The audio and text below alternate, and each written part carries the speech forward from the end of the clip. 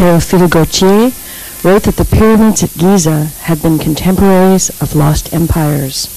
They have seen civilizations that we have never known, understood languages that we try to guess through hieroglyphics, known customs that to us seem as fantastical as a dream.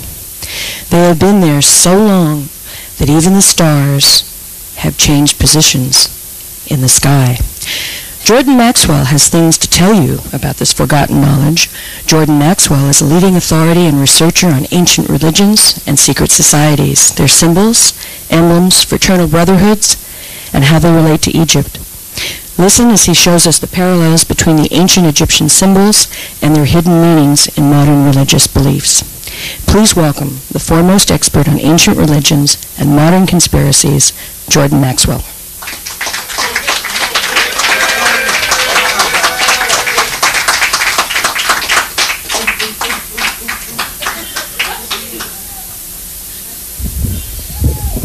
Very kind of you,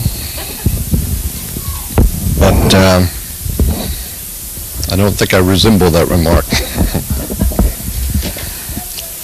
First of all, I want to say thank you for being here with me, and second of all, I want to thank Guda for allowing us to be in his home.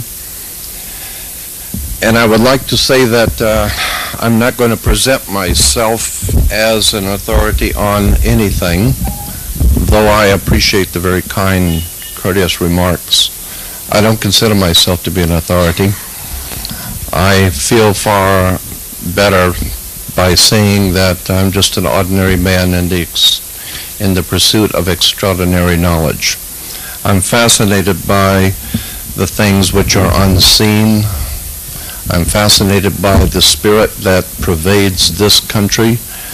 And I feel that it's an idea whose time has come to look at the spirituality that's represented here on the Giza Plateau as opposed to the religion which is roughly based on it.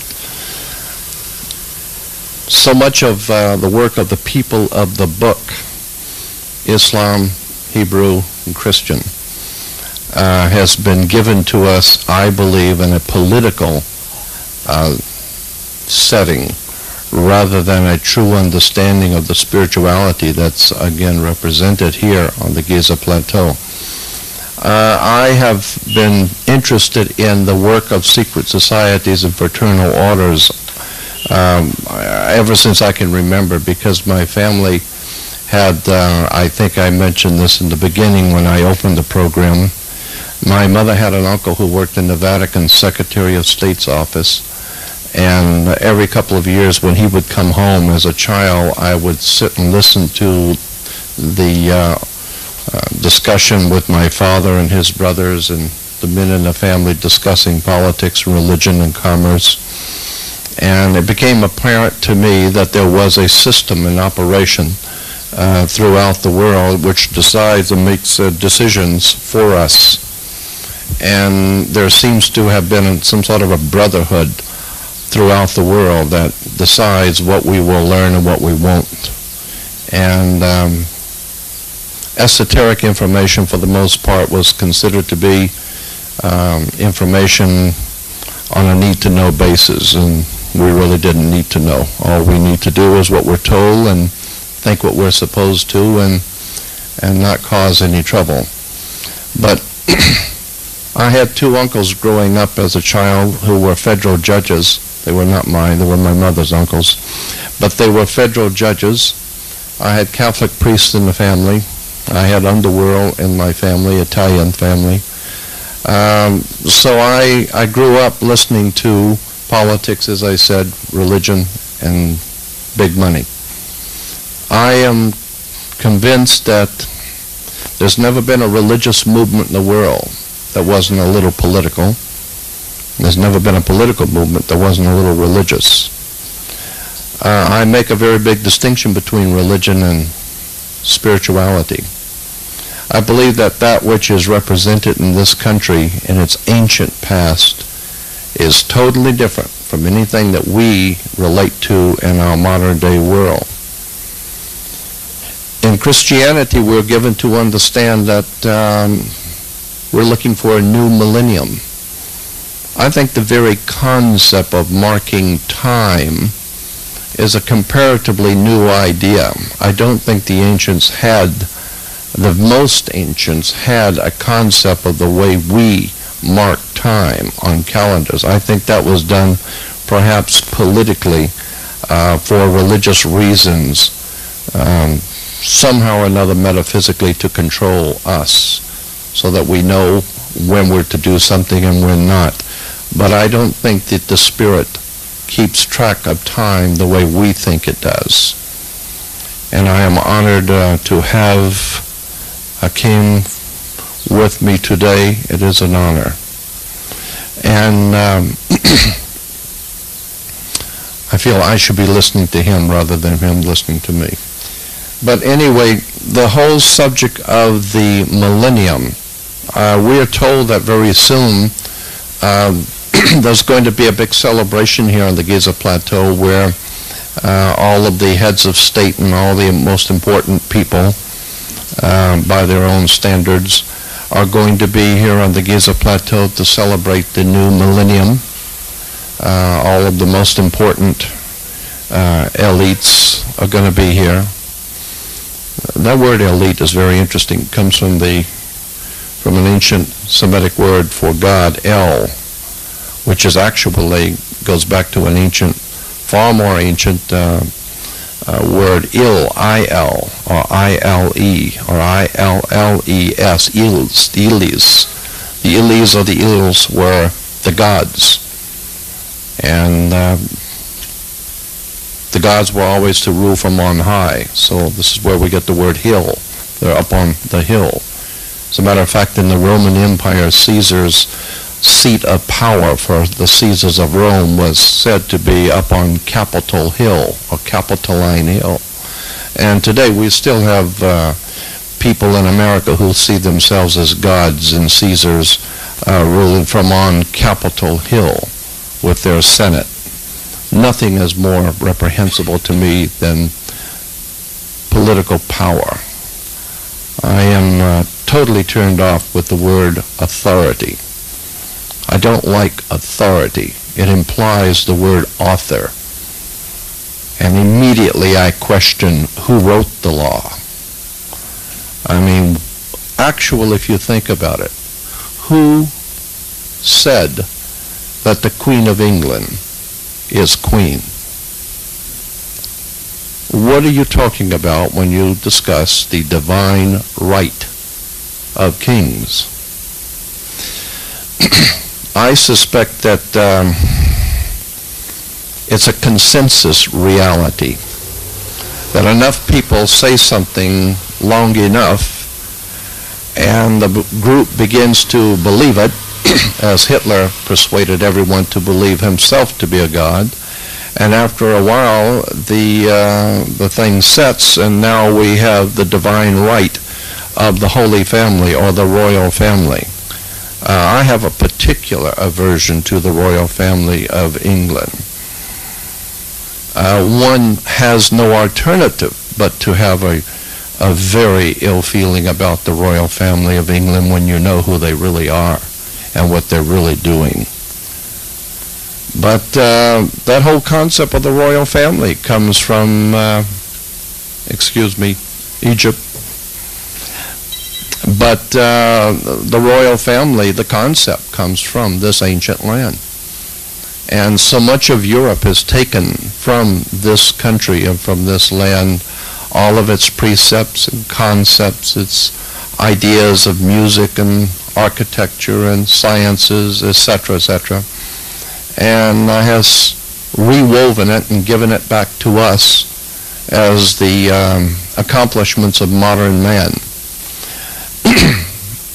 It only takes a cursory understanding of history to see where the magnificence of the Western world was traced all the way back to this ancient land. We don't have anything in the entire Western world that comes close to one of the pyramids.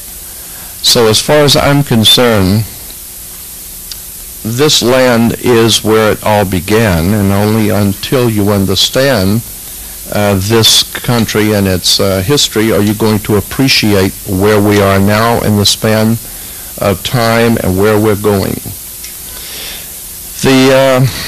I made this point before, and I'll make it again, about the word understanding. It comes from the idea of standing under a foundation of a thing to appreciate it correctly. And I think that that's what we have to do with the whole subject of this ancient people in this ancient country, is to stand under the foundation to get understanding. And consequently, there is so much we need to know about the ancient world to appreciate how it fits into our lives today. This I leave to those who are better at it, like Stephen, my friend, who can explain these kind of things, but I have always been aware that there is an undercurrent of wisdom and knowledge which has been concealed from our eyes by our masters, and I am one for sure that has had enough of this kind of trickery. I want the truth to be known about this country. One scientist, I don't recall who it was, made an interesting comment that the universe is not stranger than you imagine. The universe is stranger than you can imagine. And the point being is that you haven't learned anything until you understand how the pyramids were built, the geometrics, the harmonics, the well-established mathematics. I don't see how anyone could possibly say that they are well informed about the modern day world and not realize the importance that this country has played in the development of Europe and the rest of the world. Incidentally, Europe is referred to as the Old World Order. Architecture, cuisine is referred to as Old World, Europe. If you recall that Europe was dominated for some 1600 years by the Vatican, dominated Europe. All of its politics and religion and commerce was dominated by the Vatican. And that Europe for some 1600 years has dominated the world. In point of fact, all today throughout the world, business is based on something called UCC, Uniform Commercial Code, which is Maritime Admiralty law. It is commercial law, the law of the high seas. I am not an expert on any of the subjects I will discuss with you, but I feel so very strongly you should understand some of the basics. That Uniform Commercial Code, which is the, as I said, the law of the high seas, the law of commerce, which guides all corporate law in the world, all corporate business law, is in point of fact based directly on Vatican canon law. So that in point of fact, the entire world of business is dominated by Rome. And most people are totally unaware of the profound significance of the symbols and emblems which are used on national coats of arms, on flags, harlotry, on the symbols and emblems used by governments, national governments, cities, counties. A classic example of important symbols, and incidentally symbols are very important. If you don't think so, put a swastika on your arm and walk into a synagogue and see the kind of response you get. Because symbols elicit and bring out emotional responses in people. But even more important, symbols have their own spiritual presence. They tell you things.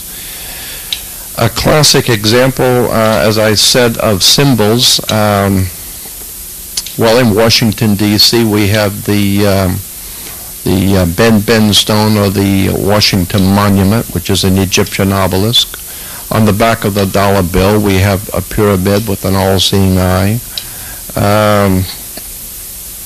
One of the interpretations of the Ben stone or the Washington Monument is the male phallic, and it connects to the Oval Office. And consequently, there is a lot of symbolism in Washington, D.C. that was taken directly from this ancient country. The scriptures, I'm very, very much involved in the pursuit of knowledge based on the scriptures. I believe that the Bible has a lot of very important things to say, but has been hidden from view. And the things which are given to us to understand about religion are just not true. I remember someone saying a long time ago, always trust a person looking for truth. Never trust the one who's found it. The point being is that real divine truth is far, far out ahead of whatever we might begin to understand. Manly Palmer Hall, one of my very good friends, said in one of his lectures, if you can intelligently explain to an audience something about God that everyone can understand, then that proves that you don't know anything about God. Because the God that your pea brain could understand could not be the one that created the universe. The one that created all things is far, far loftier than we have given a correct view of. I feel that perhaps it would be best said that I'm a spiritualist. I am taken by the whole concept of the Spirit. I've had too many things happen to me in my life that prove to me over and over again that there is another world coexisting with ours. So I have a very high respect for the spirit world. I want to tell you an example of the kind of thing that has happened to me all of my life. I'll give you one example. When I was about 8 years old, one morning, I was born and raised in a little small town called Gulf Breeze, Florida, Pensacola actually. And all my life I had all kinds of strange things happen to me as I was growing up, which I took to be normal and natural. It never occurred to me that they were strange. But I woke up one morning about 8 years old, and I was about 5 miles from home in my night clothes. About 2 o'clock in the morning, something like that. I was freezing cold. I was frightened to death because I didn't know how I got there. I was standing on a concrete bridge, an overpass over the train tracks on the west end of town, and I was freezing cold. And I remember standing between the columns because the wind blowing, at least I wasn't standing in the wind, so I'd stand between the columns to keep warm, and wondering how I got there. And I remember distinctly thinking, how am I going to get home? I could run to my grandmother's house, but it's too far the other way. If I'm going to run anywhere, I might as well run home. And I'm thinking to myself, I have no money to call my parents.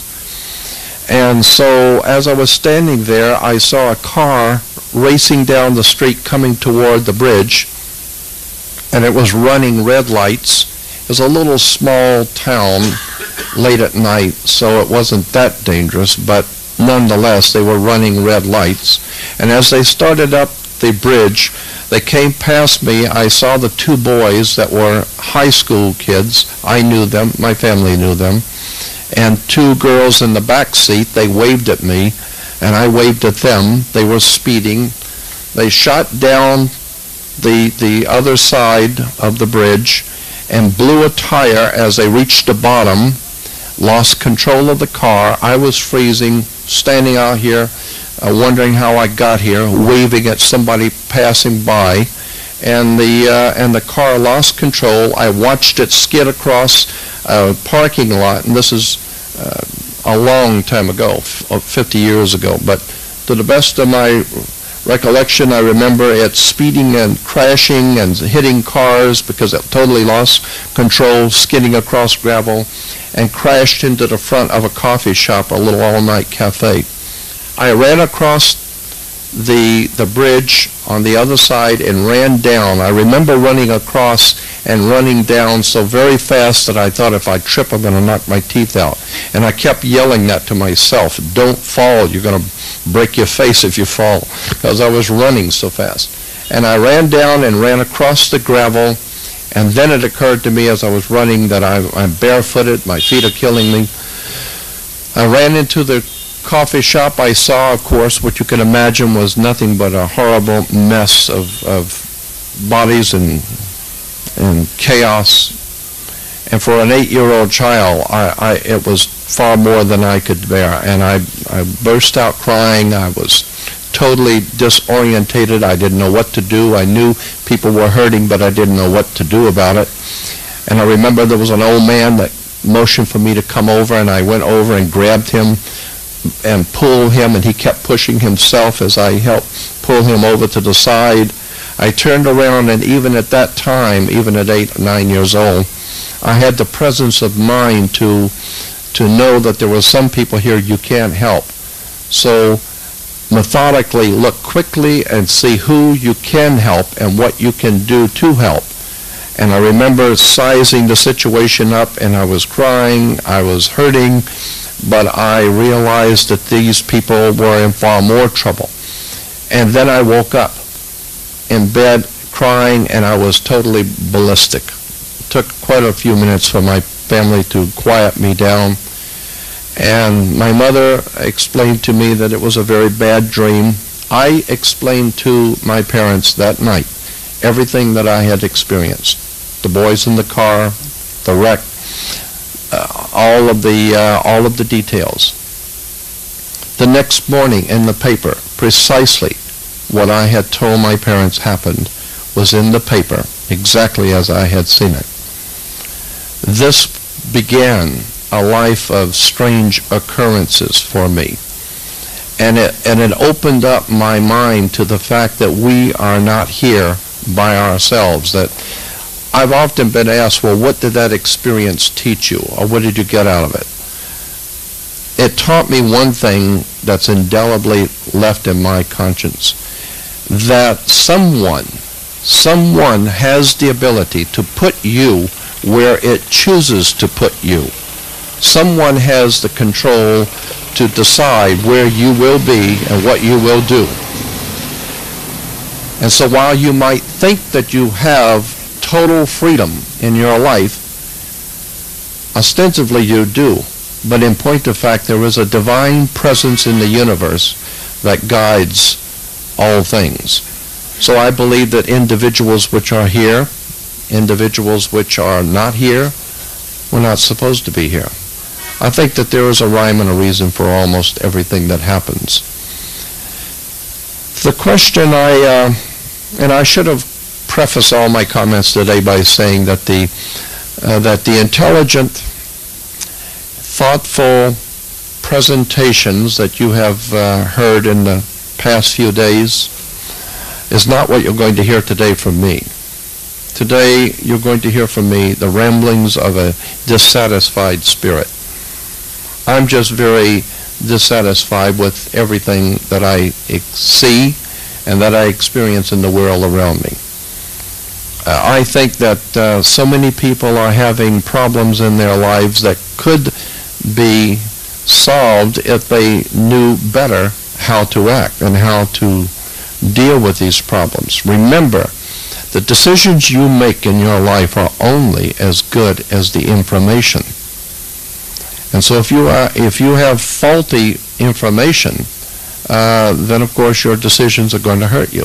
I mean, this is why the people who run our world have such things as the CIA, a Central Intelligence Agency, because intelligence is required for every movement in your life. You need to know what's on the other side. You need to know where you're going. It would help to know as much about the other, the significant other in your life before making decisions. So that's why I have pursued this kind of esoteric knowledge, because I believe that there is a world out there that is not in our dimension, not in our domain, but that it as the ancient people said, I think it was the Knights Templars who coined the phrase, as above, so below. I believe that so many things which happen to us is because of something that's happening up there. And someone else seems to be in control. That's my view. One of the questions I have also is the significance of the millennium. We are told, as I've mentioned, we're told that there's going to be a big celebration here on the Giza Plateau toward the end of the year. At the stroke of midnight, there's going to be a big celebration here where the capstone will be put on the pyramid. There will be a lot of activity here, ushering in the new millennium. I think scientifically that's incorrect. I think the new millennium does not begin till the year 2001. However, we don't let things like that bother us. I mean, it sounds good, 2000, so we'll party like it's 1999. But I don't know that that the millennium actually begins at the end of this year. I am convinced and persuaded that the ancients did not keep the same kind of timetables we do. And but I do believe that there is something important happening at this particular flow of time. There are changes that are happening that are going to affect us, yes. And this land that we call today Egypt is, I believe, primarily involved in the whole world of mankind and its future. The scripture says in Genesis, let me go back to the Hebrew scriptures, in Genesis, where Egypt is likened unto the garden of God, the garden of the Lord, Egypt is referred to. And that's in Genesis 13:10. In Jeremiah in the Old Testament, there's a very interesting scripture, Jeremiah 32:20, that says, it's talking about God and all of his wondrous works. He's great in counsel and mighty in works. For his eyes are open upon the ways of the sons of men, to give to each one according to his ways and according to the fruit of his doing. And then it makes an interesting statement in Genesis 32:20. God, which has set signs and wonders in the land of Egypt, even unto this day. What do you mean, signs and wonders in Egypt, even unto this day? And in Israel and among other men. And you look up the references, other men, and it says throughout mankind. So I believe that God, the divine, the present, the divine presence in the universe, has set signs in Egypt and among other men. When you understand that, well, there's another interesting scripture that actually is germane to this whole subject, and that's Isaiah 19:19 and 20.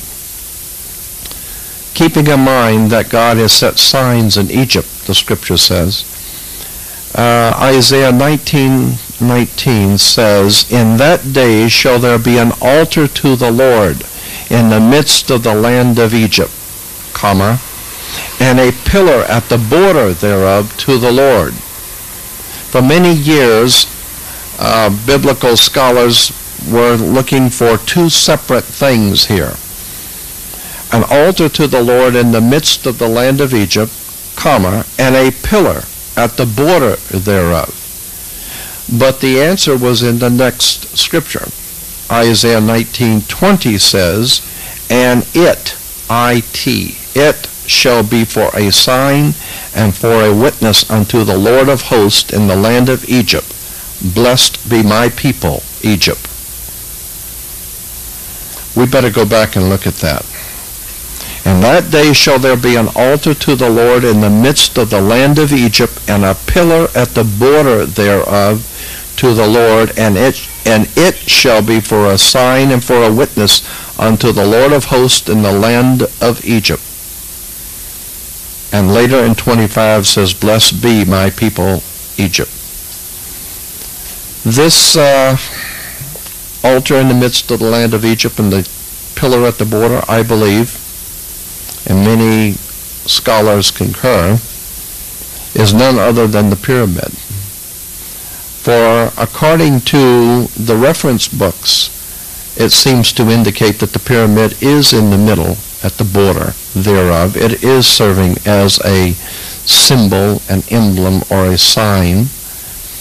And relation to what we have learned from about the Giza Plateau being a power plant, I talked with my friend Stephen about this, that I think that there's more yet to this subject that Christopher was bringing out about the power plant concept of the pyramid. I think he's right on this. But I also believe that we, being biological batteries ourselves, we are an electrical unit of sorts ourselves. Our very thoughts are and can be considered to be in the virtual state. I think that there's something going on here on an even higher level with humans and that pyramid. I think that there is some sort of a resonant frequency in humans to somehow or another affect us, probably to open our minds or to open our spirits, so that while we may be talking about a very mundane thing of an electrical power plant, we're also talking about something that very well might be a sign or a symbol, which is an opening for us to move into a different dimension, perhaps. I hold all of these things as a very good possibility.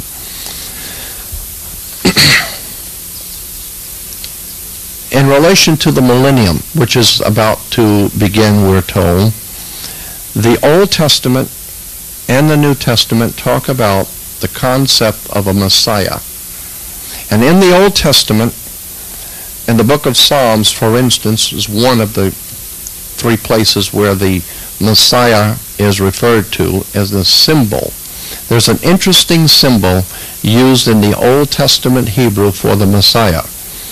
The same identical symbol is used in the New Testament for Jesus, the Messiah. Let me read it to you.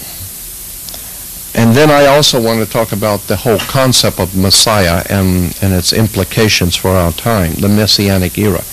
But in the book of Psalms 118, the Hebrew Old Testament, Psalms 118:22 says, the stone which the builders rejected is become the chief cornerstone. And this is from the Lord and is his doing, and it is marvelous in our eyes. It was talking about the Messiah, and again, the Messiah is referred to as the stone which the builders rejected has become the chief cornerstone.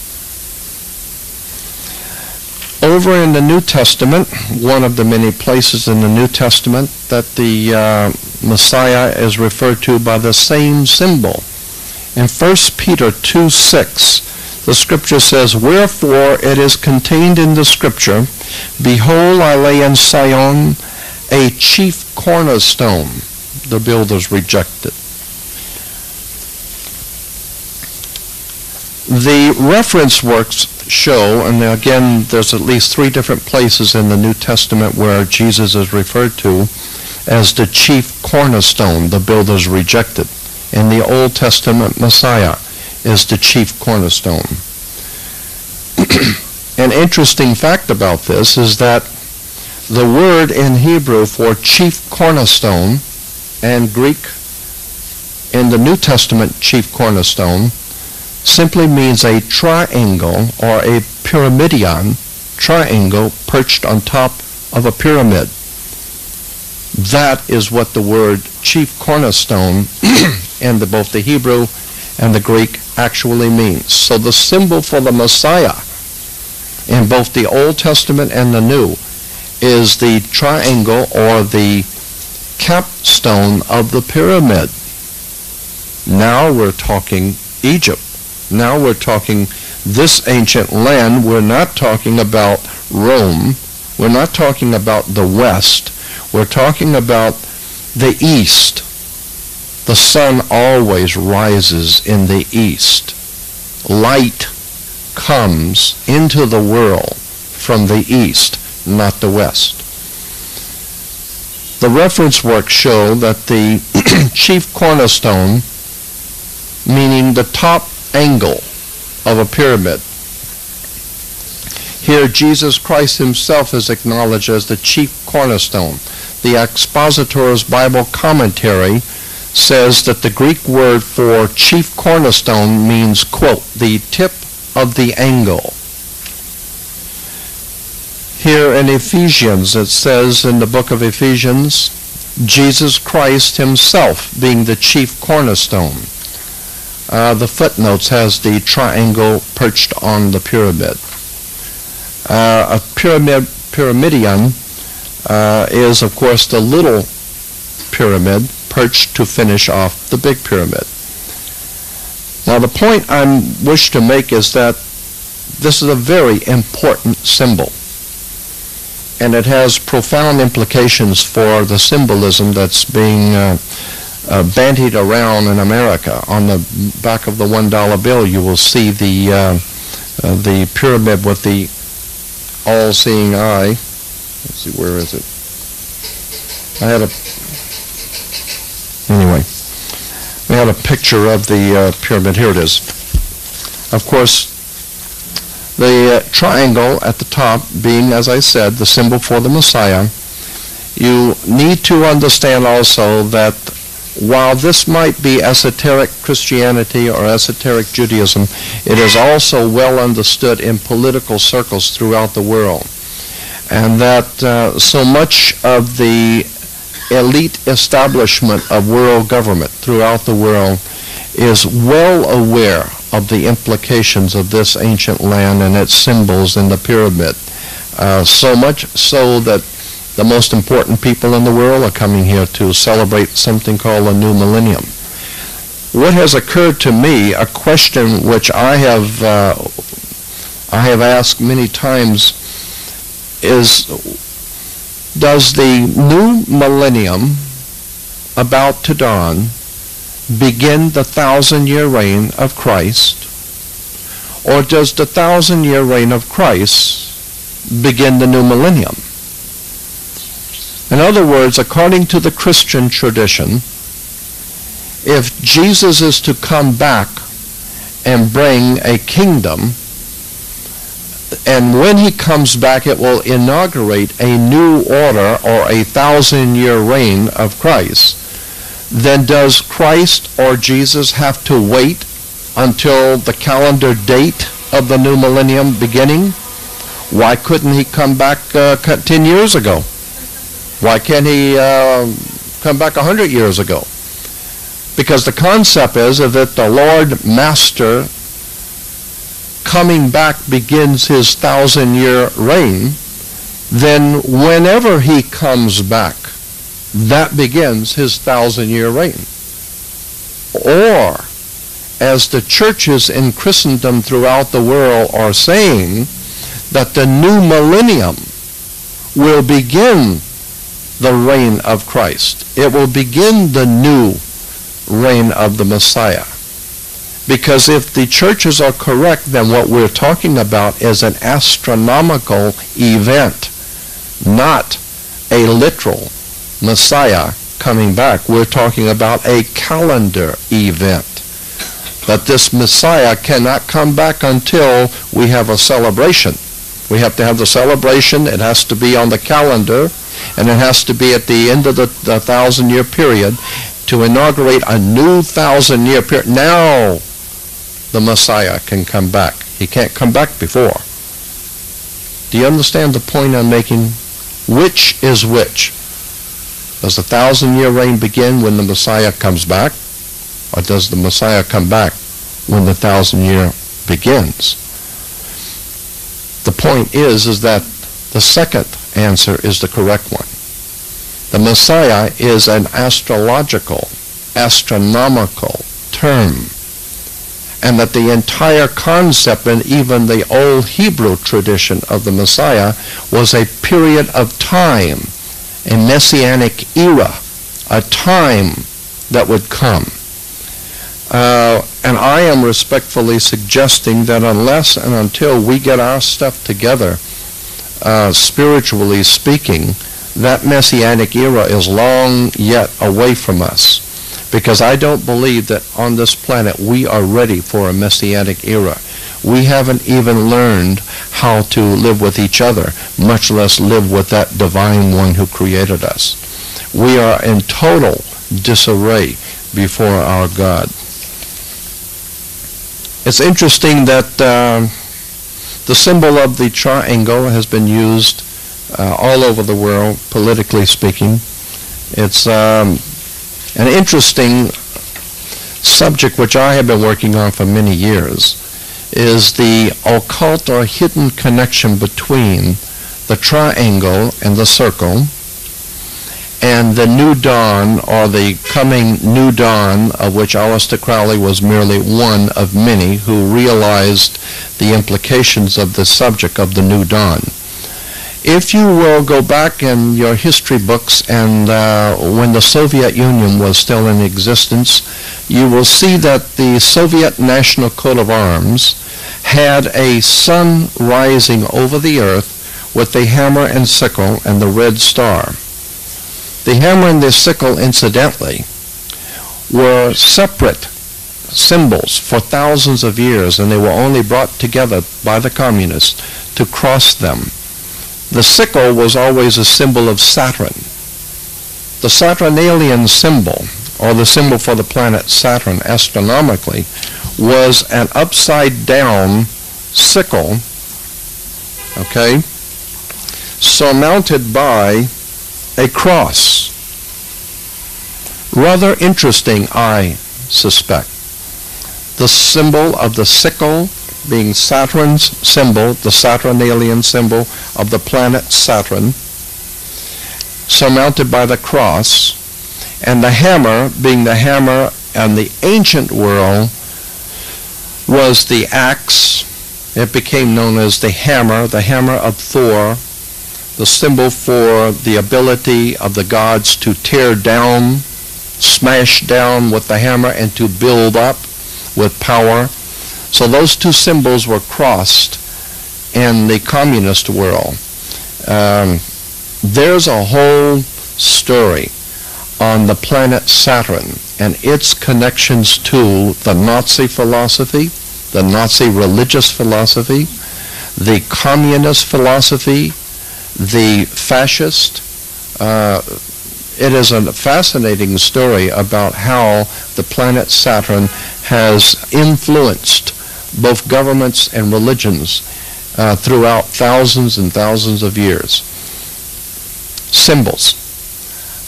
Reminds me, what is the one symbol that was most prominent besides the swastika in Nazi Germany and in Nazi-occupied Europe?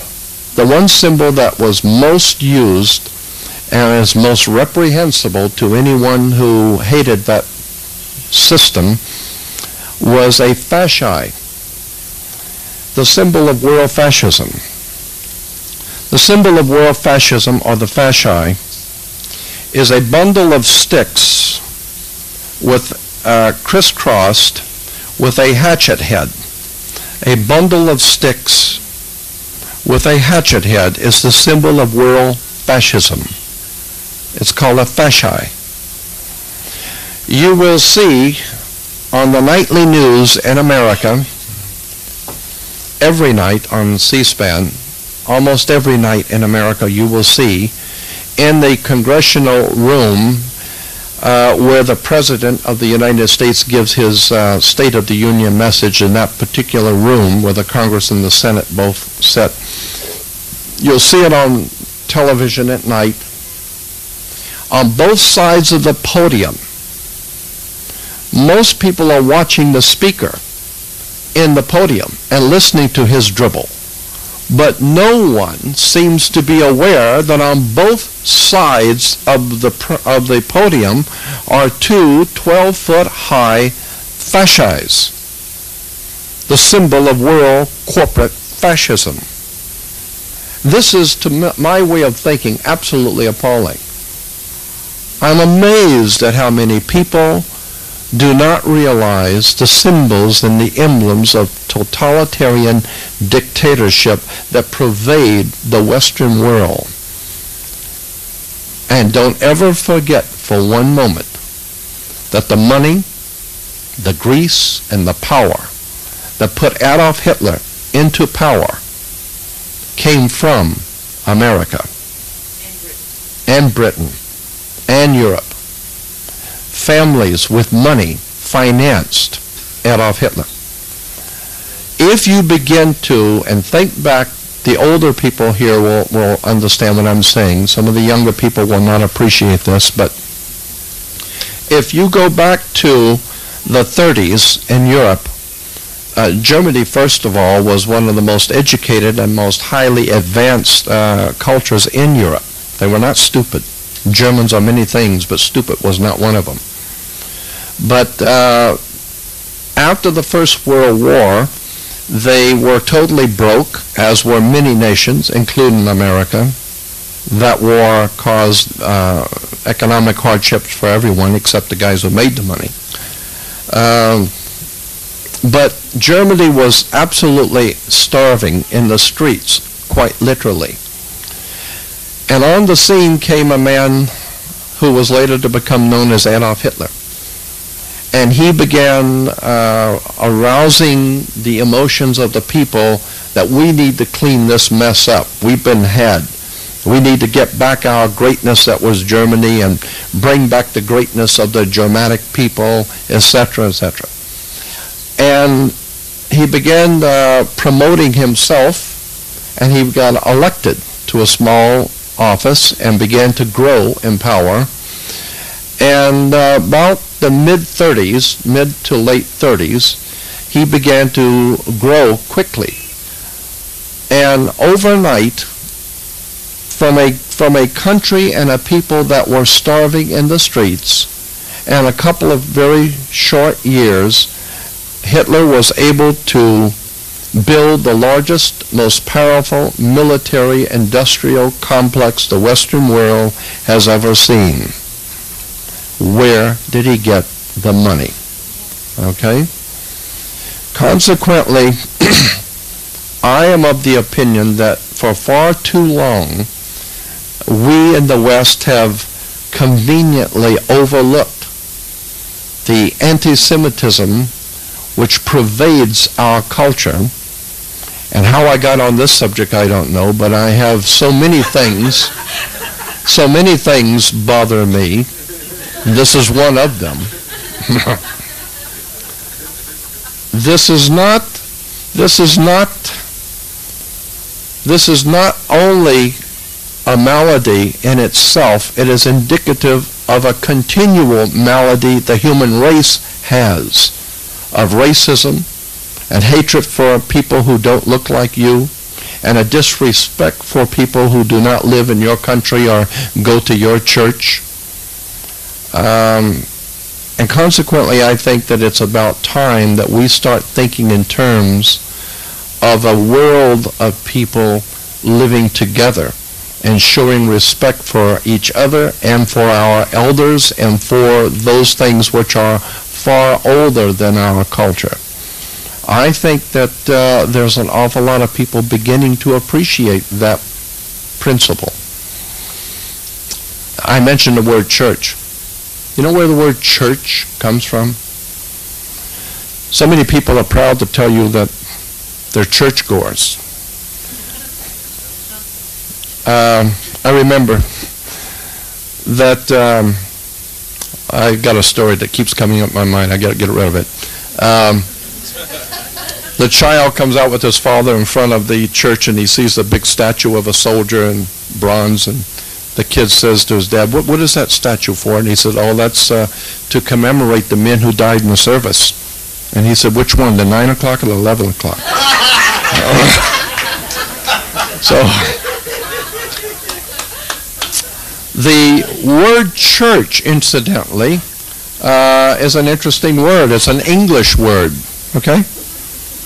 It's an English word, church. It comes from a Scottish word, kirk. That's why you have one of the old hymns, Kirk of the Valley. Kirk in Scottish is church in English.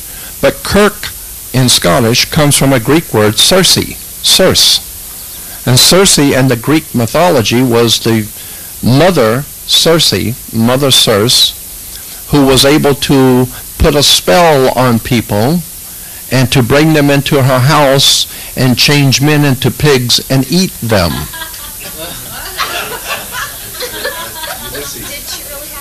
Of course. So, I don't know what that tells you. So I'm just saying that it's interesting words. Words are very interesting terms and symbols. I'm fascinated by the world of terms and symbols and words. Anyway, back to this whole concept of the eye and the pyramid, the dollar bill, and why the plateau is becoming more and more prevalent in Western civilization media. And I didn't even finish with the anti-Semitism yet, because I have more to say on that. We're not through with that yet. Interesting, Manly Palmer Hall did a little half a page on the eye and the dollar bill, which I would like to read you a sentence or two, because I think it has a very powerful message for us. Given the fact that this is an interpretation in the West, the eye itself being a symbol of the sun in some quarters of the ancient world, the eye of Horus was the eye of the sun. But the whole concept of the sun bringing light into the world is paramount. The whole idea of man being enlightened by the divine presence in the universe, or the sun, what we call the sun, he makes the point that the all-seeing eye represents the eternal watchfulness of the infinite. An apex atop the platform, incidentally, is 30 feet square. That's interesting. Is a symbol of the unfinished work of the redemption of humanity. Imperfect man, incomplete without the apex of his divine nature. The all-seeing eye on the dollar bill is not situated on top of the pyramid, but floats above it, for man has not yet affected his spiritual union with his material self. The pyramid structure represents the building of society to a gradual perfection of human endeavor crowned by the divine. Now, be this an interpretation of Western man or not, I think it applies here. That ultimately what we as a human species are to work toward is a gradual uplifting in our spirit, in our consciousness, in our intellectual ability to comprehend spiritual things, and I think that this is an adequate symbol for that work that is referred to by the Freemasons as the great work of enlightening the world. As Alan Alford did publicly a few days ago, made a 180-degree turn in his understanding of things, I choose this day to do the same. So I am going to publicly say, and I'm saying it not only for the audience here, but to be on video from this day on, as a witness against me, I am... when I have had for the longest time a loathing for the concept of secret societies, because I felt that if what you're doing is important and good, then it should be known by everyone. It shouldn't be a secret society. And then also, when contemplating the basis for modern-day Freemasonry, the Scottish and York Rite Freemasonry of the Western world, the basis for York and Scottish Rite Freemasonry being the British Grand Lodge, the mother Grand Lodge of all Western Freemasonry is the British Grand Lodge. I was not particularly impressed with the British royalty or its Masonic secret societies and orders of power. I believe them to have been racist and having agendas that they have not shared with all of us. And so my feeling was that Freemasonry was something that I was very unhappy with. But in point of fact, I have grown in my understanding to appreciate that at the time that the orders of Masonry were in their infancy in about the 10th, 11th, 12th century, the church dominated, as I said, all of Europe. And it was not a religious institution as much as it was a very powerful political institution that had in mind the domination of the world, whether anyone wished it or not. Therefore, the Vatican dominated, and the Vatican at that time was somewhat different than the Vatican today. Not much, but somewhat. And it was very dangerous, as one politician has observed, it's very dangerous to be right when your country is wrong. It was very dangerous in those days, in the Middle Ages, to speak of and to wish to educate other people and to have an open mind. The brain is like a parachute. It doesn't work if it's not open. But during that time, open minds were not in vogue. There was a power that was accepted throughout the world, and that was the Vatican, the papacy, the church. But at that time, there were those men who were the scientists, the thinkers, the philosophers, and they saw fit to protect themselves by secret associations, which I can understand.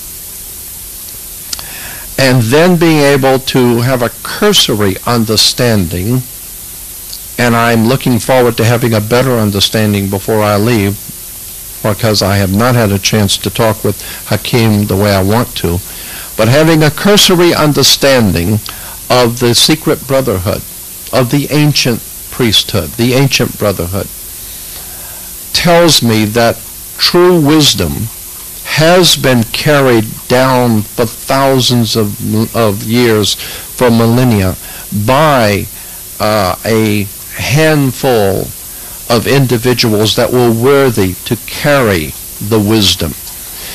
Because it appears to me now that to give this kind of spiritual wisdom to modern day man, or to mankind in general, so many people are not ready to use that kind of knowledge correctly and for the right purposes, and using it in love to help the human family to grow, but would misuse it, as we have seen in America, everywhere in the world that Europeans go. We see the misuse of power and prestige and money.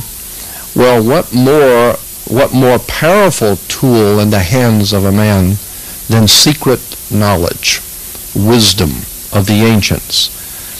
So I am at this moment saying that I have a different view than that which I have expressed before, and I have a high respect for the individuals who have brought themselves into secret association to protect the divine knowledge and spiritual learning, and who want to make this knowledge available to those who are prepared to accept it. Remember that when the student is ready, the teacher will appear.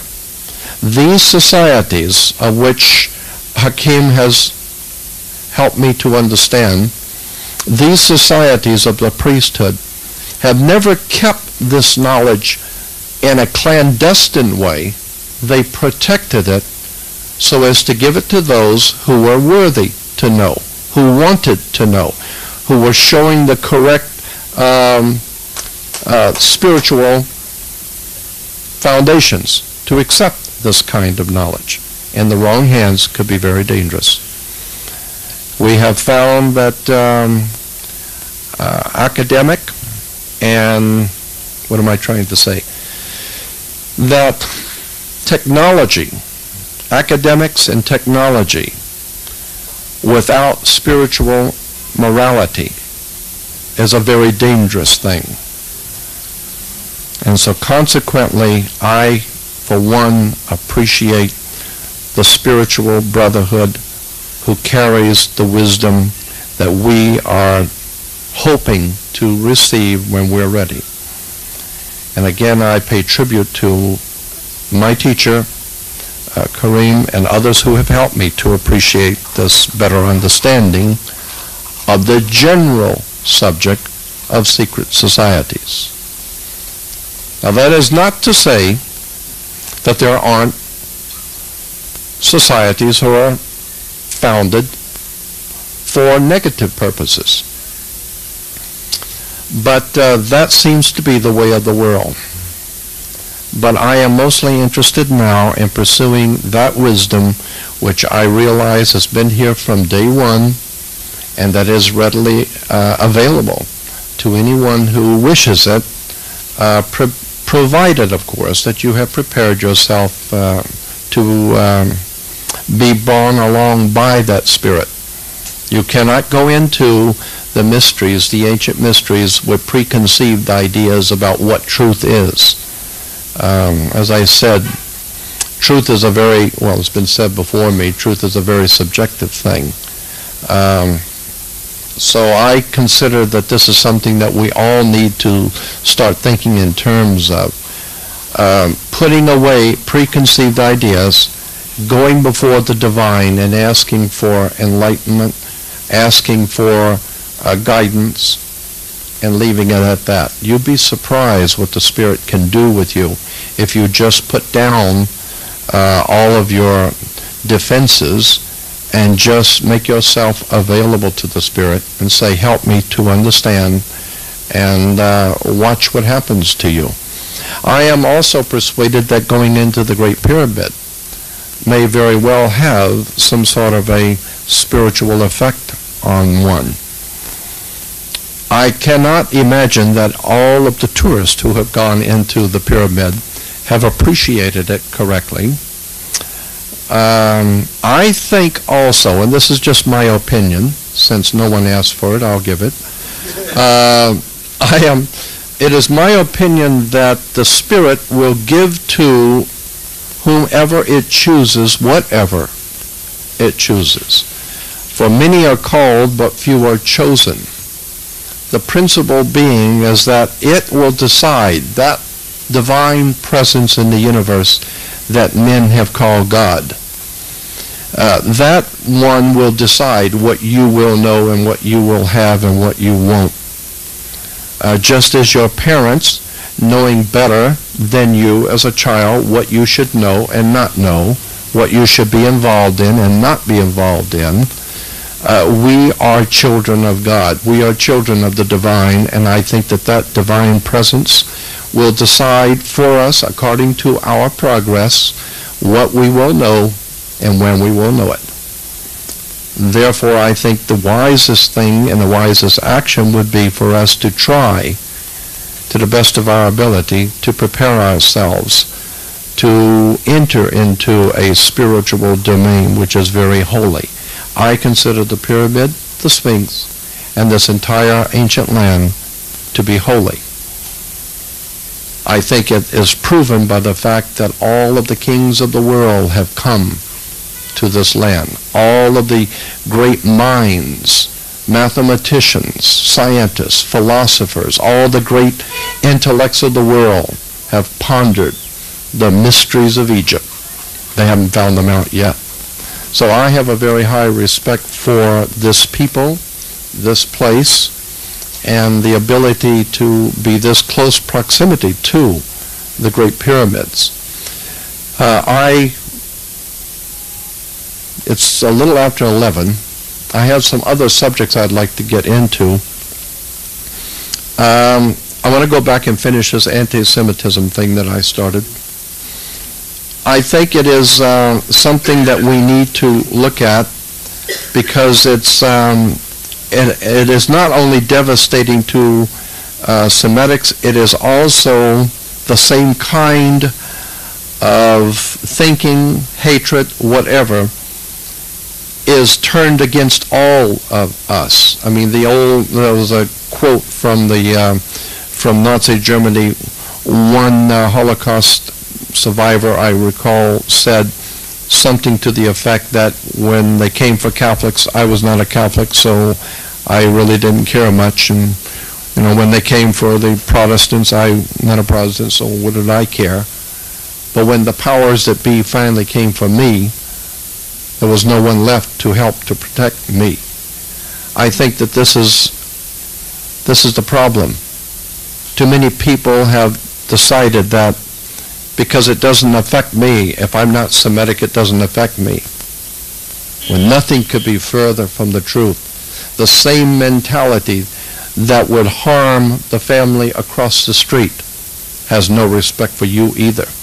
This entire concept of racism, of the manipulation of people, exploitation of differences, needs to be exposed for what it is. I believe that we are different. There are different cultures in the world. There are different mannerisms in people, just as there are differences in women. There are differences in men. But one thing that does bind us together is that this earth is a living entity, and we're not passengers. We're part of the crew. We are part of this divine creation of the earth. And so I think we need to start respecting each other and it a lot better, because if not, chaos is going to reign in this world, and those masters who manipulate chaos will come out the winners. We will be even more subjected to totalitarian dictatorship. I think it's a time for freedom. I love to be free. I don't want to be the handmaiden of a totalitarian dictatorship. And so that's what I'm saying, that the idea being is that we need to clean up this kind of thinking across the board, because it's not just anti-Semitism, it's the hatred of different races and different peoples and the feeling of superiority among one group over another. There is no such thing. And with that, I would also add that I get up sometimes like at 4:30 or 5 o'clock in the morning and stand and observe those city awakening. And I see children on the street with little things to sell, and I see tourists pushing them aside, and that hurts me very much. I don't think for 1 minute that people who are visiting this land should in any way mistreat the people who live here. I think that if nothing else, I would be totally broke because I would give everything to the children. That's my feeling. But I don't think that we should not be that kind of person to look at a child and consider him to be a pest because he's trying to get our attention. I think we ought to show more love and concern and consideration for everybody, and especially the children. Politics. First of all, I have no respect for politics. That's basically what I could say on that. We'll go on to another subject.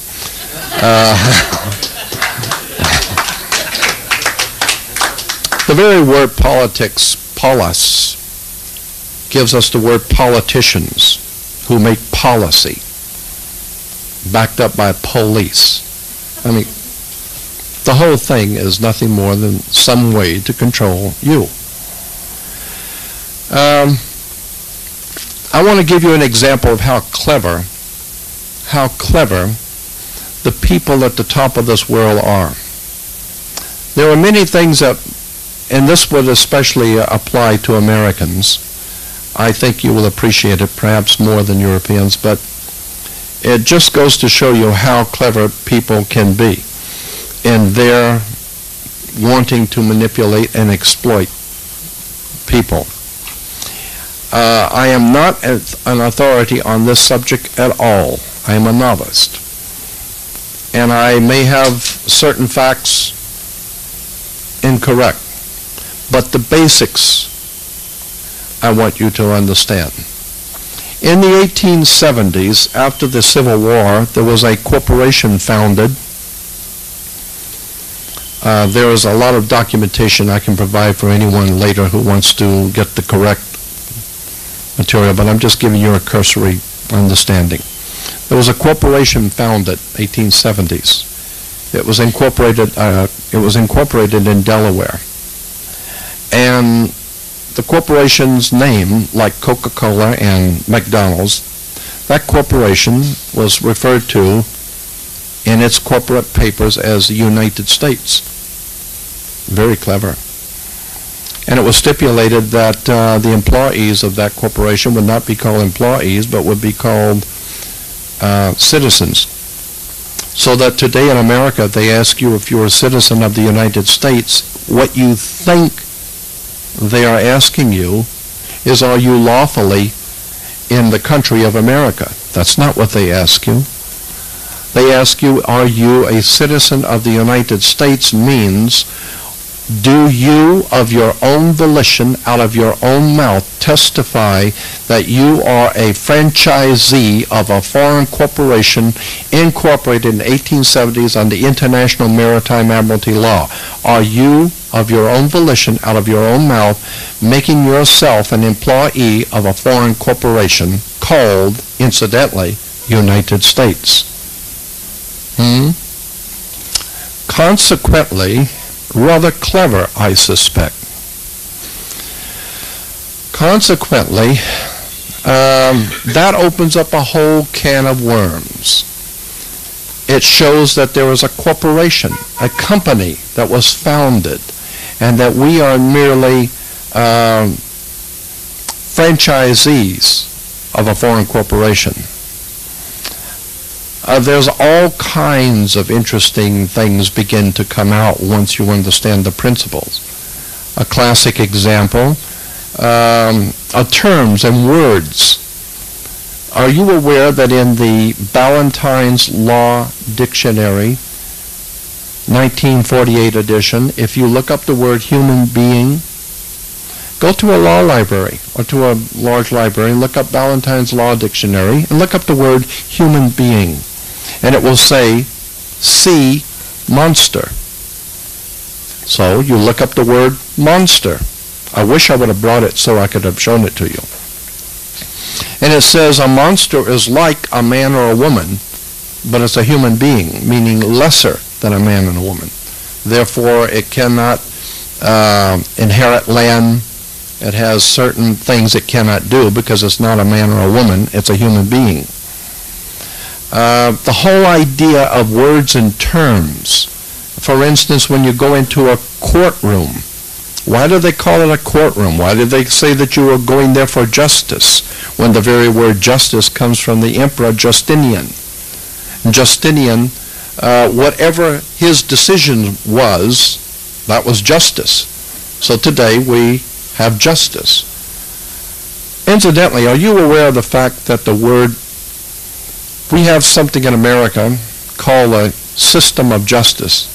We have an educational system, a judicial system, a governmental system. How many people are aware that the word system is a Latin word, comes from a Latin word, and the Roman Empire for the sewer? The sewer in ancient Rome was merely referred to in Latin as the system. And so today, in America, we are proud to say that we have a system. And we do. It is a sewer. There's no doubt about that. I am saying that we need to make ourselves aware of words, terms, concepts, ideas, and begin to do something probably you haven't done before. Go back and start researching where words and ideas have come from. You will begin to appreciate that there's an awful lot of things that we take for granted, that we have no idea in the world where they came from, and that somewhere along the line, unless we are ready to acknowledge the fact that true spirituality is not based on Western man's religion, it is not based on Western cosmological concepts. True spirituality must be traced back to its source. And this is why the work of Lloyd Pye was so important to me, because I'm interested to know who designed us the way we are. Who put into us the different factions within ourselves.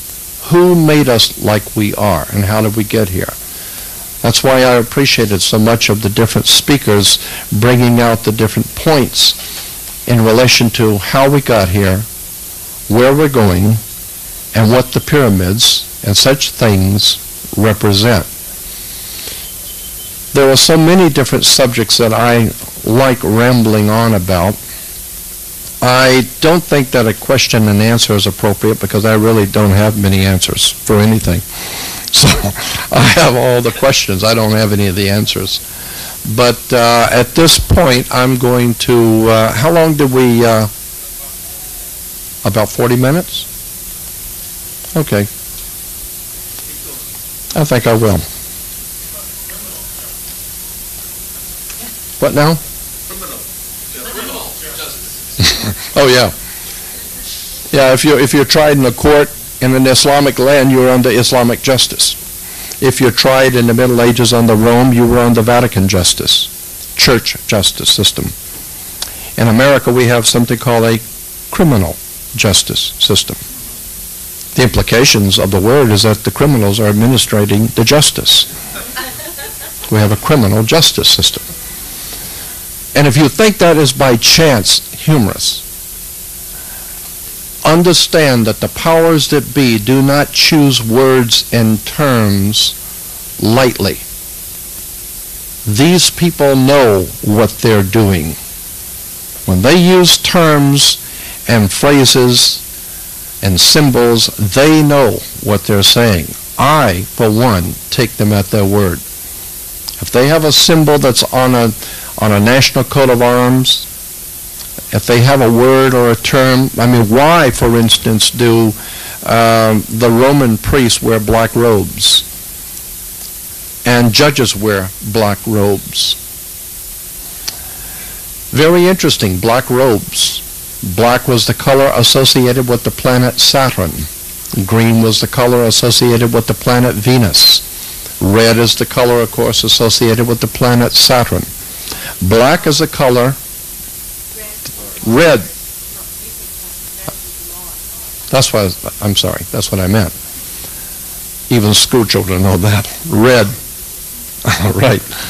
Red is the color associated with Mars. But back to the robe. Why do the Catholic priests wear black robes? Why do you wear a black robe when you graduate from high school or college and university? And where does the word college comes from? It comes from the College of Cardinals. The whole concept of wearing a square black mortarboard goes back to Mecca. The square, the black square in Mecca, which is surrounded by the circle. It has to do with a very ancient symbolism. But how it has been used by the West and misrepresented by the West. If you think about the word court, going back to the judges who wear black robes in courts, the whole idea in a court is like tennis. The whole idea in a court is to put the ball back in the other guy's court, and you do that with a racket, because the whole thing is a racket. Yeah, and the very word, if you look up in a legal dictionary, look up the word attern, A-T-T-U-R-N. An attern was used in the Middle Ages for the person who would take property at the instigation of the king or the magistrate. He would take the property from one person and turn it over to another. He was called an attern. And today, that's what attorneys do. They take property from one and give it to another. Cease it to be, I would say, suffice it to say, I have probably a list of people or institutions which I abhor. The top one is attorneys. I have no respect for attorneys. And the reason why is because they have misused their ability and they have misrepresented themselves around the world. They have misrepresented what they are actually representing.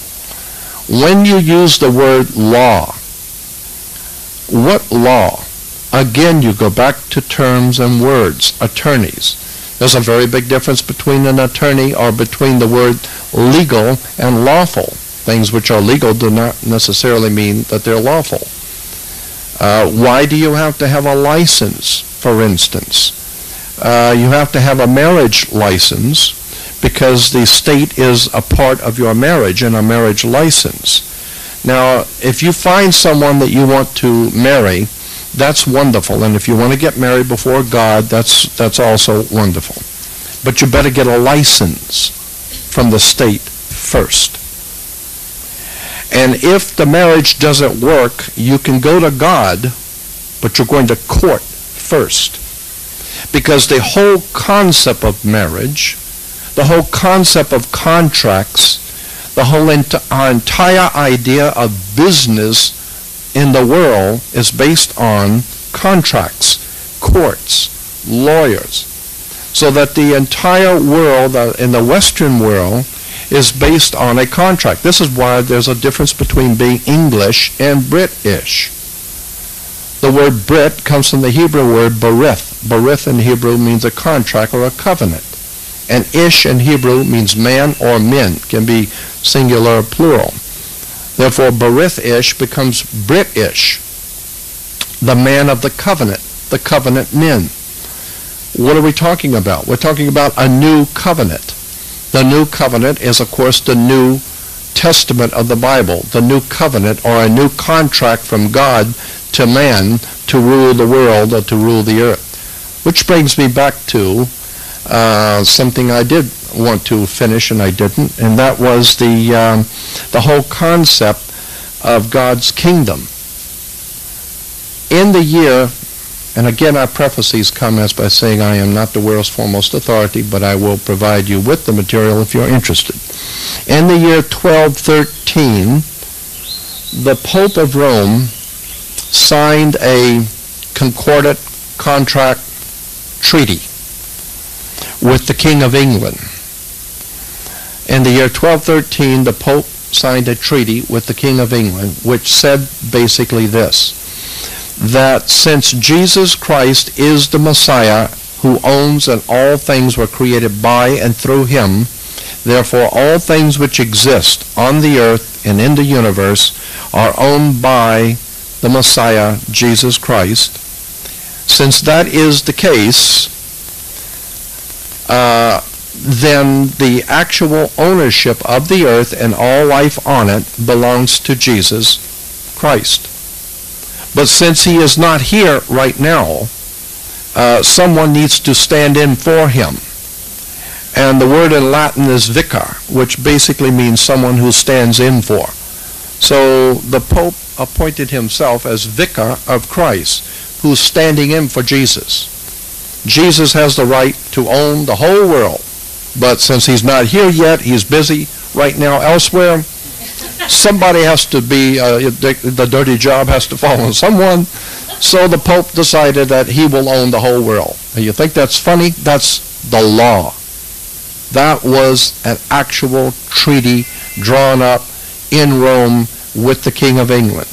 Then the whole earth, with all of its life and possessions, being owned by the papacy for Jesus, being owned by the Pope, was then put into a trust, and the King of England was made the trustee in trust of the Trust for Christ. So that the King of England then becomes known as King of Kings and Lord of Lords. Therefore, the papacy, as of even this very day, still maintains that the Pope owns the world, and that the King of England is King of Kings and Lord of Lords, and will remain so until Jesus comes back. And in point of fact, at the coronation of the King of England, the Archbishop of Canterbury says something to the effect, I don't have it in front of me, but something to the effect that the King of England is accepting the position as King of Kings and Lord of Lords for Jesus Christ, and until such time as Jesus Christ comes back to the earth, the King of England is the King of all kings and the Lord of all lords. A rather adventurous position to put yourself into. But this points up the point I wish to make, is that there is a fact of the matter that the church, in fact, is the basis for international maritime admiralty or corporate high seas law, the law of business, period. And the business of money floats all governments. This is why I would recommend and suggest, that governments and institutions under governments, educational institutions, banking institutions, are hesitant to have anything to do with the findings of Christopher or Stephen or any of the other speakers and any of the other many researchers around the world which are on the cutting edge of new technologies and new understandings and new sciences, and also takes in the UFO community. This, I believe, is the reason why governments and institutions of education have for many, many years looked the other way and will not accept the new paradigm. It's because behind international maritime admiralty, corporate business, money, law is the Vatican. And unless and until you understand the thoroughness of what I'm saying, you're never going to understand why governments and educational institutions continually will not and refuse to see the new evidences. It's because the church is at stake. And if the church is at stake, so is money, so is corporate law, so is the whole entire world system, which is based on corporate or canon law. What we have here are a few pioneers who are faced with trying to bring spiritual and intellectual knowledge of the past into a world that is dominated by powerful criminal syndicates. I had an FBI man about 7 years ago, and I was in Los Angeles. He was in another large city in the state of California. I was in Los Angeles, and I got a phone call one day from an FBI man, from an FBI officer, and agent, and he said to me, he said, "We have been watching and listening to you from day one." And and he says, "But we have no problem with what you do at this point. You are not considered," and I'm trying to remember how he said this. He said, "At this point, you are not considered to be a threat to the authorities. But if that day comes, you will be dealt with accordingly. I said, yes, I understand that.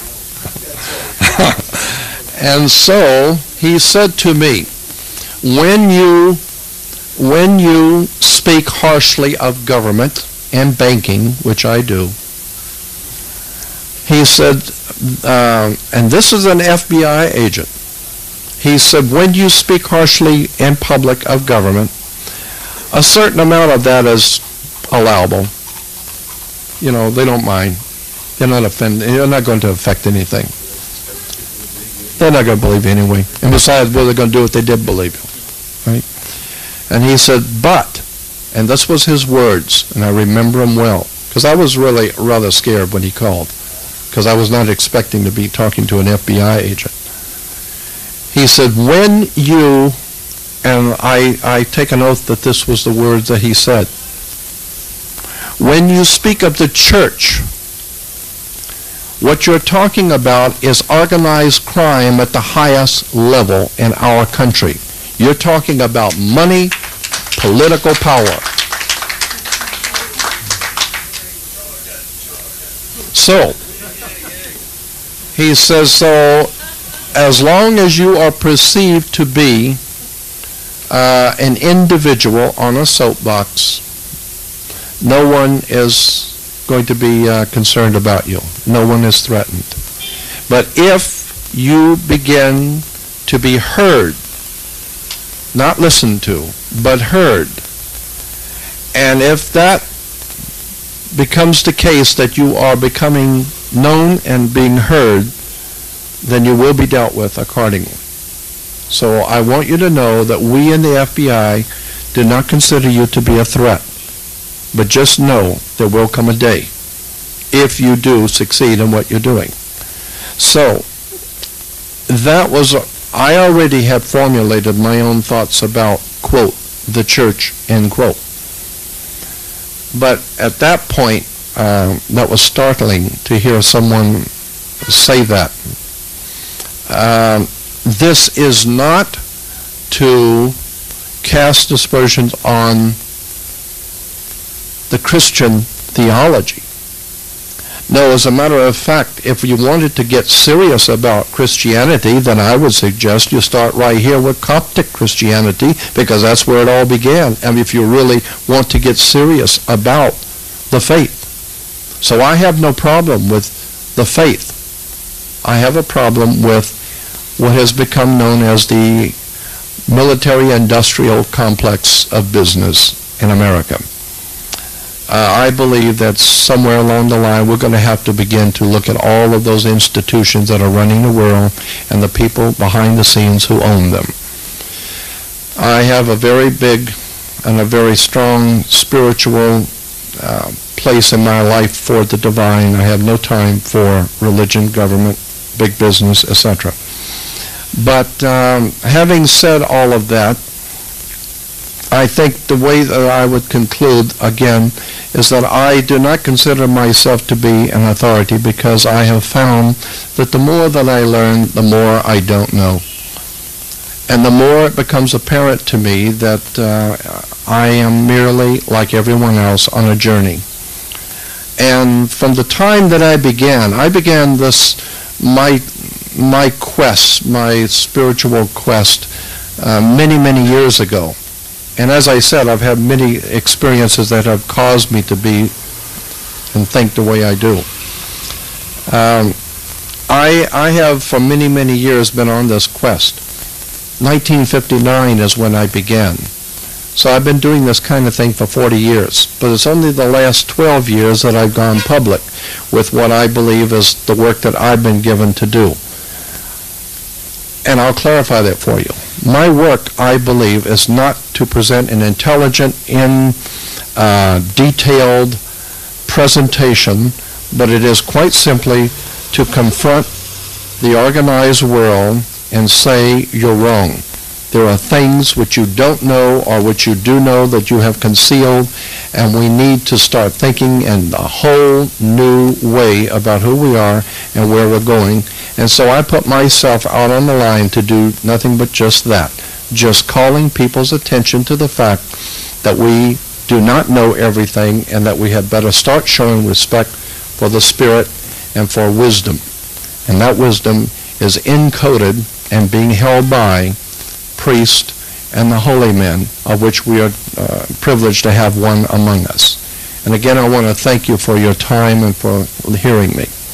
And I think that's it. And if you do have any questions, I'll try and answer them. I have none.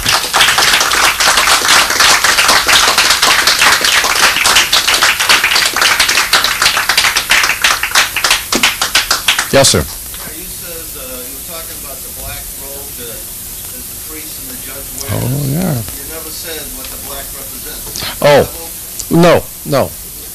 Devil is, no, the word devil is simply putting a D in front of the word evil. It becomes devil. God is simply taking an O out of good and it becomes God. You know, God is good and devil is evil. Actually, God, the word God comes from a German Gothic, the German word Goth, G-O-T-H, Gad, Goth, gives us the word God, and devil is nothing more, as I said, than the personification of evil. So I do not believe in God in the classic sense of the term or devil in the way it is understood. I do believe that there is a very powerful spirit or a force let loose in the nature of things which has evil as its intent. So I have a very high respect for that. I don't think, though, that, well, I'll tell you why. Because when I was like 9 years old and I was being confirmed in the Catholic Church, confirmation, a young boy 9 years old gets confirmed. And in the confirmation ceremony, the bishop was officiating, and after the ceremonies were over, he asked the children in the church, and it was a very big affair because my family was connected to the Vatican, so everybody was there to see my confirmation. And we were warned by the nuns and by the priest, if the bishop asks you, if you have any questions, if you ask any, you're going to get hurt. Just keep your mouth shut and sit and play dumb. Okay? So the bishop asked the children, do you have any questions? So I raised my hand. Nobody else did. I raised my hand and said, yeah, I got a question. And I said, my father works with torches. He's like a welder. Could I take a torch and burn a spirit, burn an angel? And he says, no. And I said, why not? Would it hurt him if I burned him? And he said, well, no. And I said, why not? And he said, well, because you can't burn a spirit. Why not? And he said, well, because fire is a natural phenomenon. It has to have something like wood or paper or something to burn. You can't burn a spirit. And I said, well, then why am I worrying about going to hell if my spirit can't burn?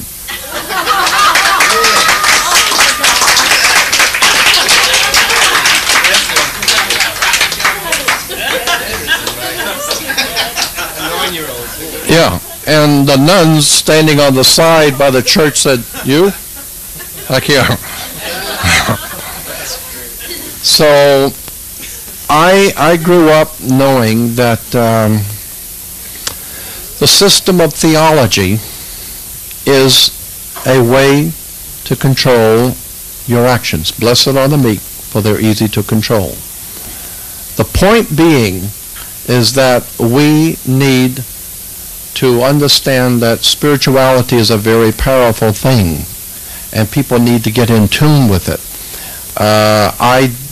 I have the highest of respect for the Christian theology, but it has been misrepresented far too far and needs to be redefined.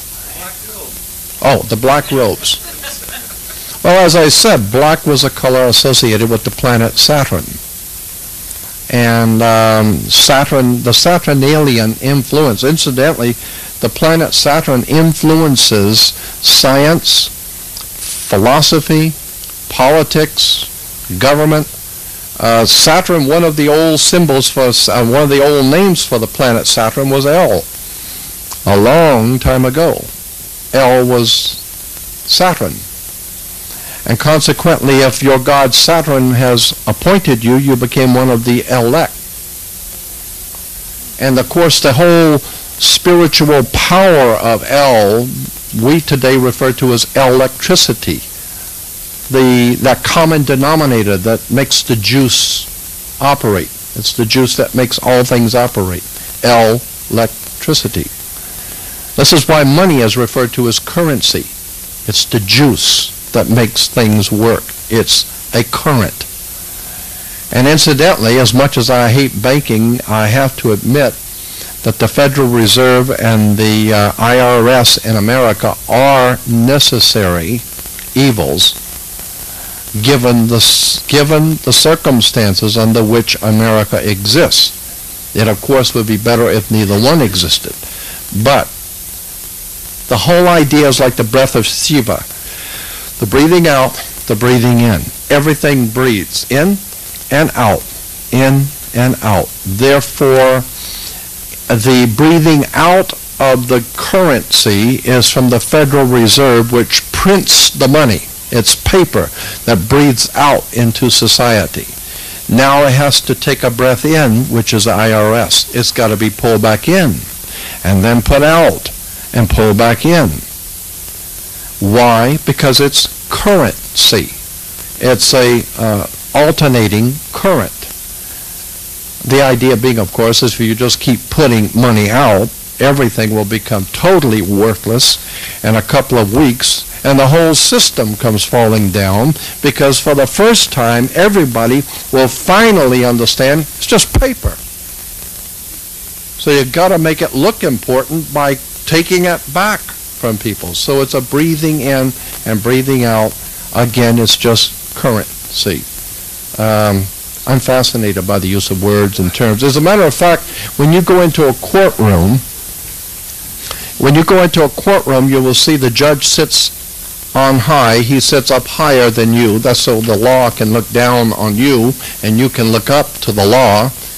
And the judge is said to sit on the bench or rule from the bench. Look up the word bench. It's a Latin word for bank. So therefore the judge rules for the bank. This is why you cannot interrupt a church service or a courtroom procedure. You can be arrested for doing both. Why? Because the international maritime law says you cannot in any way interfere with the exchange of money. You're doing business here. A courtroom is a business. The judge rules from the bench or bank. So you're conducting business. Yes. Yes. You speak that politicians, attorneys, they know very well the symbols, they know how to create the law in a way to manipulate people. So do they have their own secret society with initiation? And you understand the mechanics? Sure. Yeah, it's like the gang warfare in Los Angeles or any big city in America. They spray graffiti. Those symbols mean something only to those who are on the same level, only to those people who know how to read the symbols. And I've said for a long time that the words and terms and symbols that are used in our country and throughout the world are like letters of the alphabet. If you put them together, the symbols together, and know what they mean and what they imply, you're never going to figure out who's running what.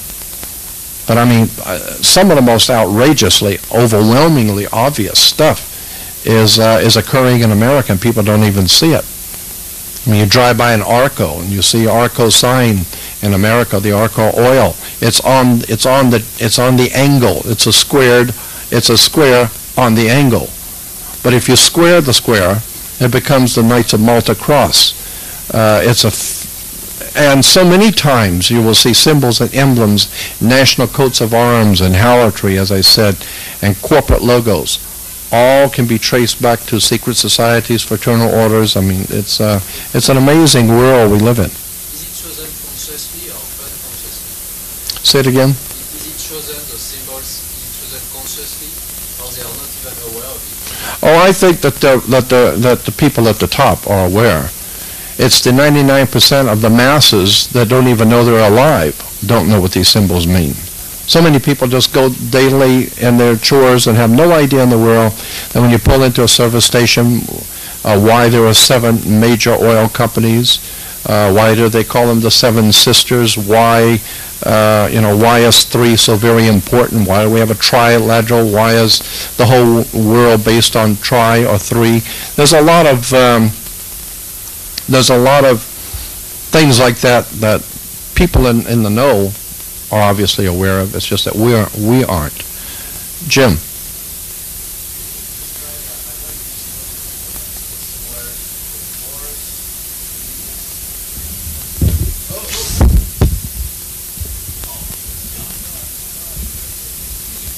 Thank you. Huh? Go on. That was the flow of the Spirit. Yes.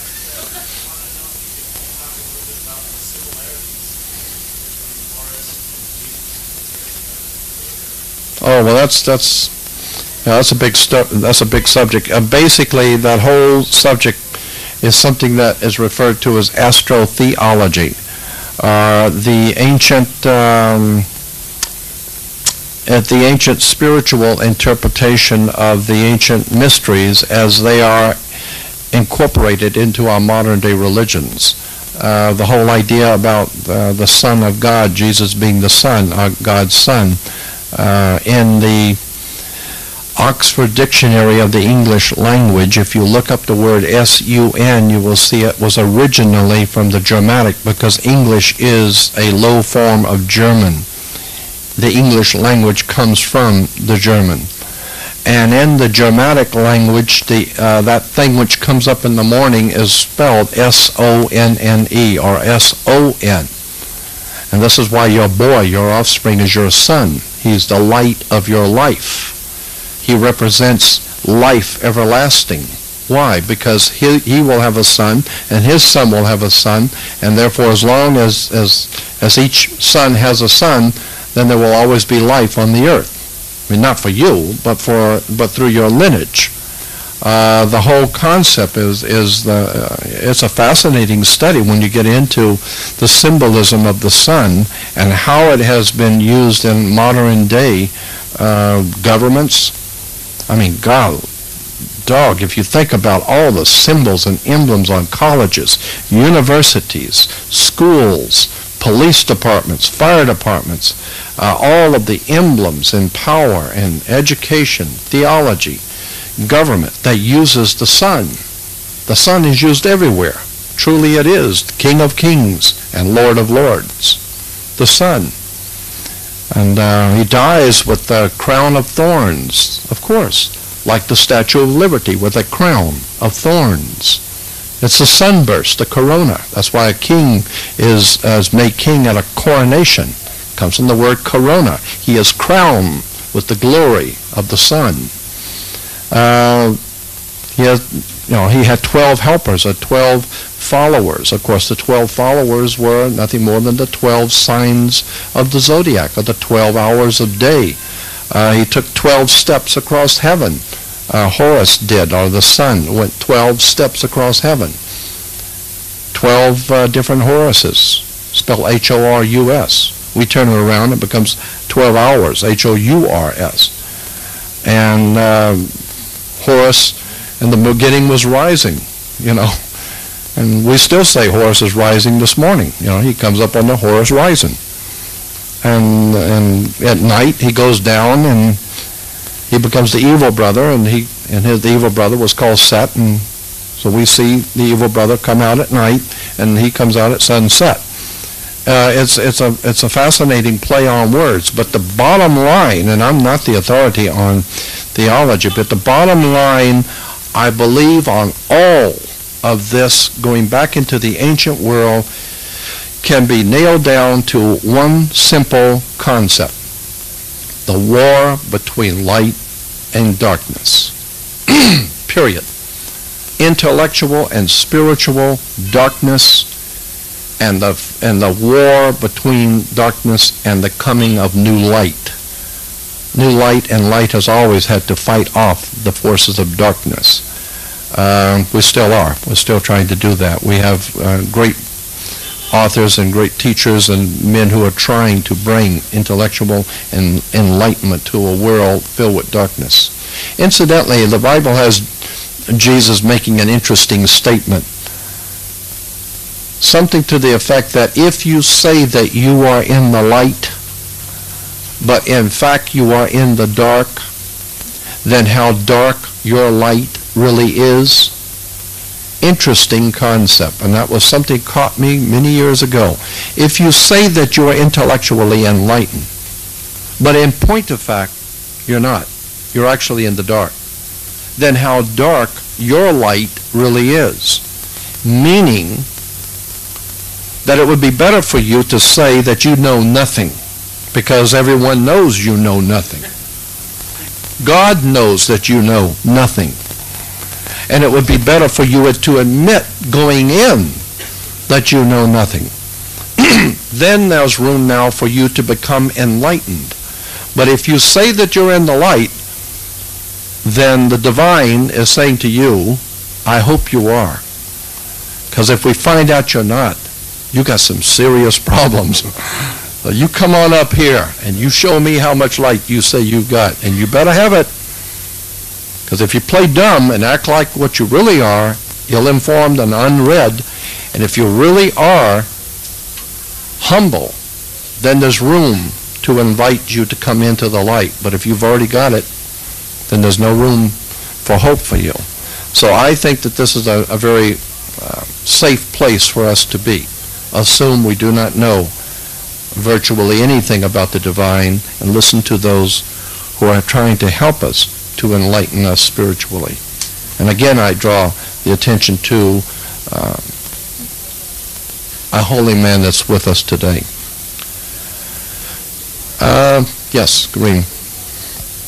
Yeah. Thank you, George. I was really enjoying your talk, and I want to say, as far as these keepers of the keys, or the ones holding this wisdom tradition, Yes. for the positive, it's been a very bittersweet journey, I think, I'm grateful that you pointed out that the real keys are within we as beings, as Sesh, and that's the only time we'll know when it's ready to start opening. But it's there. I mean, it's coming because we're considering things in our own personal philosophies that 6 months ago, 6 years ago, 10 years ago, we'd never dream of entertaining the notion. That's right. And I would liken some of the frustration. It's like, if your 5-year-old wants to fly a jet, they want to fly a plane. You don't just get in the plane. So I'm grateful for you mentioning that. And I just have to say, because I can't help it with my area, that before pre-biblical Phoenician tradition was the matriarch tradition of the only word I wanted to make sure of was the daughters. Genesis 6:1 makes an interesting statement. I don't know. Maybe I'm reading something into it that's not there. Genesis 6:1 says, "And when men began to multiply upon the face of the earth, and daughters were born unto them." And you look at the word men, and it means just that, men. And daughters? Well, first of all, how did men begin to multiply on the face of the earth without women?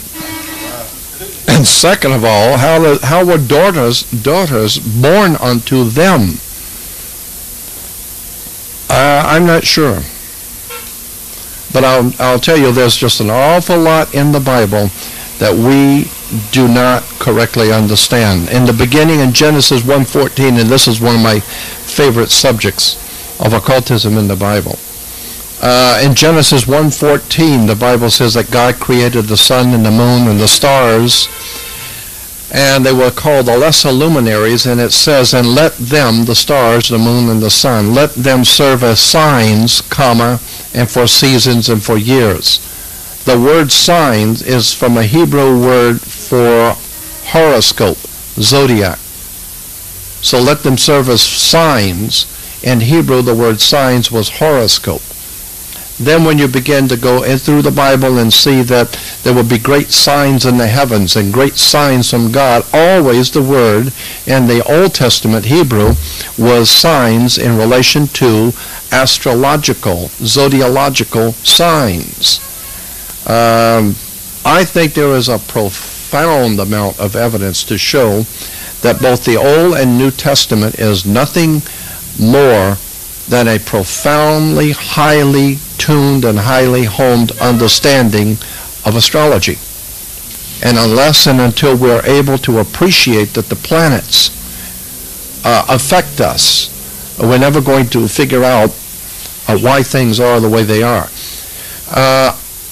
We are aware, for instance, we are aware that the moon is able to pull the tides of the earth.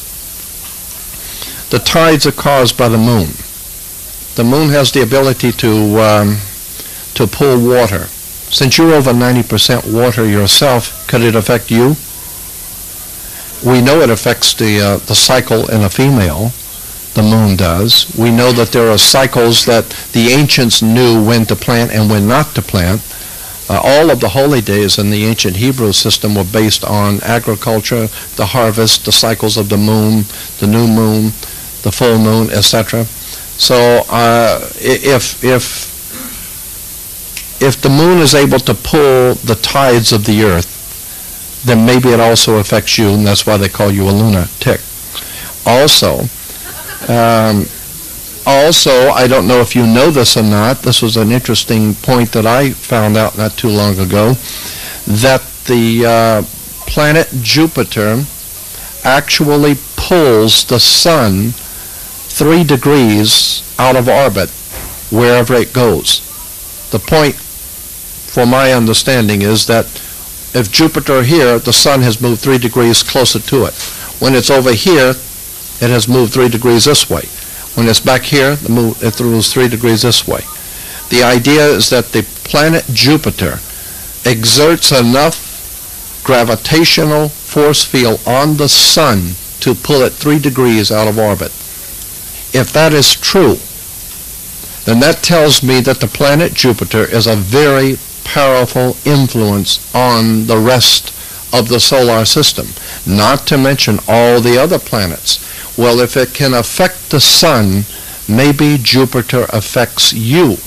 Maybe we are affected when we come out of our mother's water. Maybe we are affected the moment we are born with influences that we're not even aware of. I mean, the whole idea of your mother's water breaking and you coming out into a new life, you've been surrounded by water and protected, but coming out into the world for the first time, you know, we're being bombarded by all kinds of rays and television and radio and all the other rays that we have produced. Well, what about the influences of the planets? Do they affect us? According to the Bible, they do.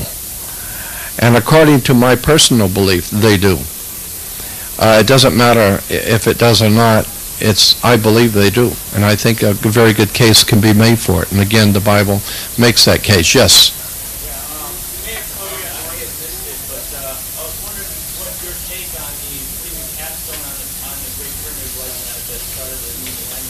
Oh, yes. Well, in relation to the big shots putting a capstone on the pyramid, I think it's a waste of their time. I don't think that divine presence in the universe gives a damn. Thing may blow up on them. Yeah. So you mentioned the passing of the moon going over the Yes. Right. Oh, yes.